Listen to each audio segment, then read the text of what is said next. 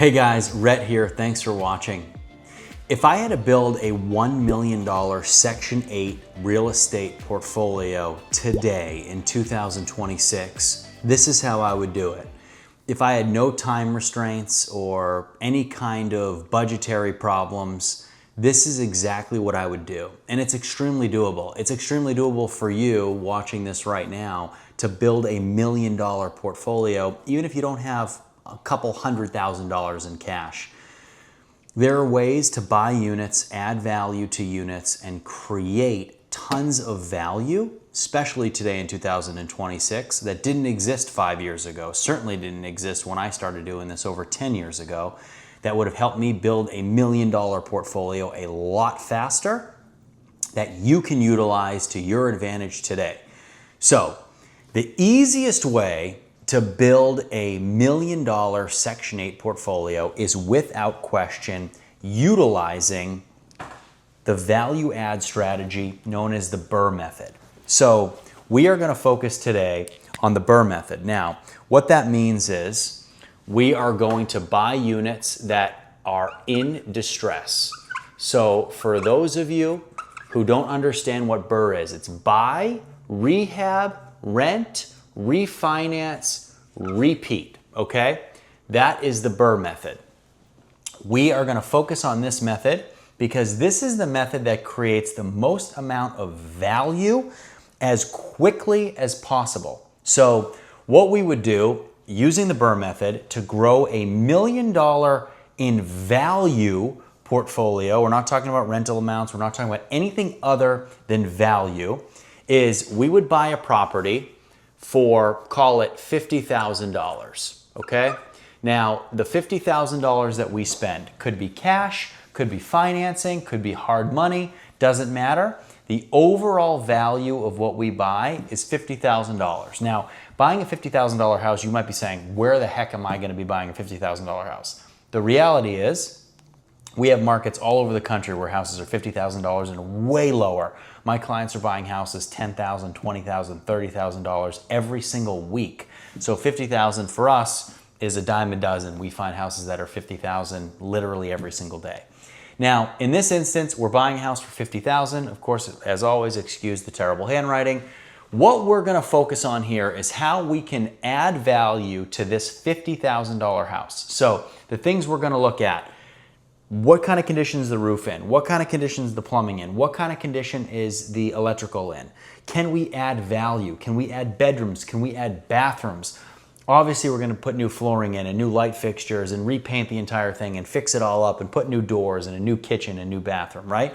But what else can we do to add value? So in the instance where we have a $50,000 house, it might be a 3-bedroom, 1 bath, but it might be able to be turned into a 4-bedroom, 2-bathroom, and we can do that stuff for $50,000. So we spend $50,000, so we have a $50,000 purchase price, we have a $50,000 renovation, okay?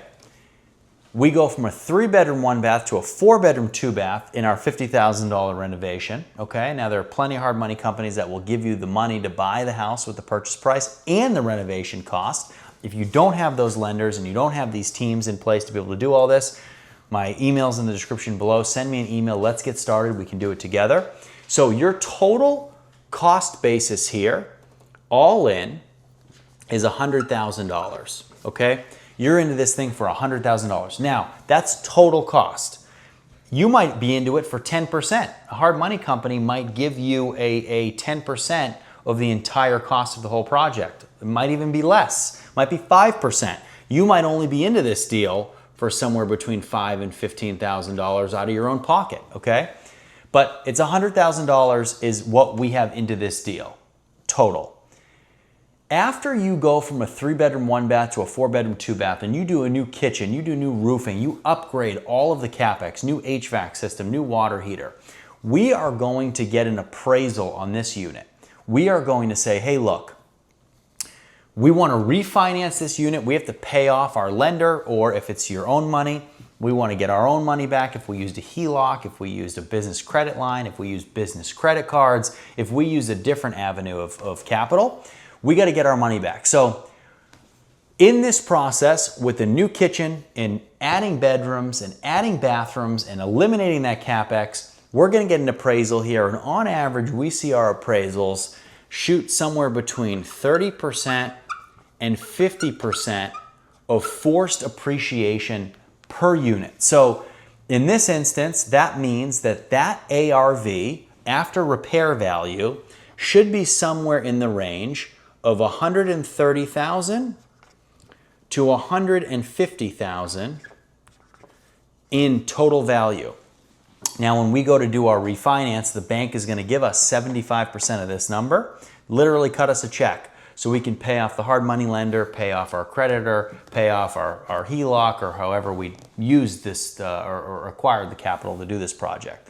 Now, all you have to do, and you might say, oh, all I have to do, it is extreme. I have clients who do this and make it look so unbelievably easy when they do it with me and my teams, you'd be shocked. If we do this 7 times, all we got to do is 7 times, and our average ARV is $145,000, which is easy considering some of the houses we buy, we're going to make 5 bedrooms. Some of the houses we buy, we're going to make 6 bedrooms. So your cost basis might be $110,000 on some, might be $115,000, but that ARV might be $165,000, $185,000, depending on where we buy and what we buy. You do this seven times at $145,000 average ARV, and your portfolio value is going to be over $1 million.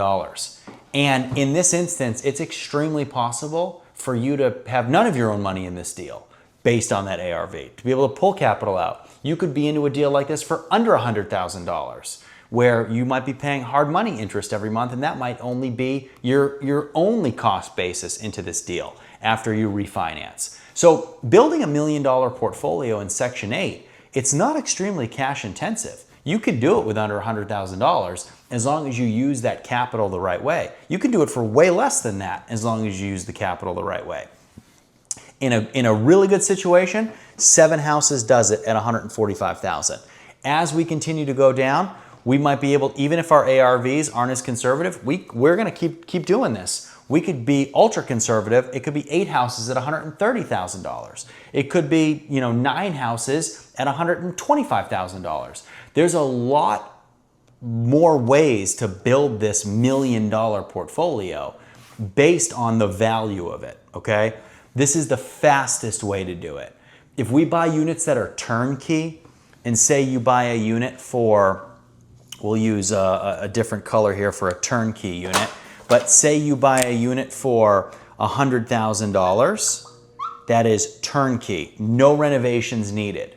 Well, when you go to do a refinance on it, the bank's going to say, well, what did you do? Did you add bedrooms? No. Did you add bathrooms? No. Did you put a new roof on, new HVAC system? No, I didn't do any of that stuff. Okay, the bank's going to say, well, it's only worth $100,000. You just bought it for $100,000. You didn't add any value to it. It's only worth $100,000. So in order to do it this way, you have to do this 10 times, right, in order to build $1 million value Section 8 portfolio. In this instance, you have to buy 3 less houses, and your properties are going to be nicer. They're going to be way less maintenance because you're doing way more work to them up front. You don't know what you're inheriting in this turnkey deal. You don't know which contractors you might have had 50 people work on that house over the last 25 years. So you don't know what the quality of condition the interiors are in a house like this, and the guts of the house, the plumbing, the electrical, the HVAC. You can do checks on that stuff, but in terms of having somebody living in there, you don't know what kind of quality you're going to get, and you're certainly not going to have things under warranty like you will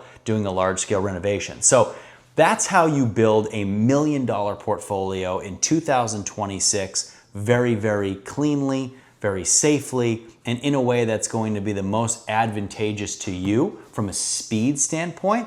And the miraculous part of this, these units will still cash flow, even at 7%. Because when you pull your money out here and you pull out a 75% loan on the value of these numbers right here, because of how much Section 8 is going to pay for these units, you're still going to cash flow positively.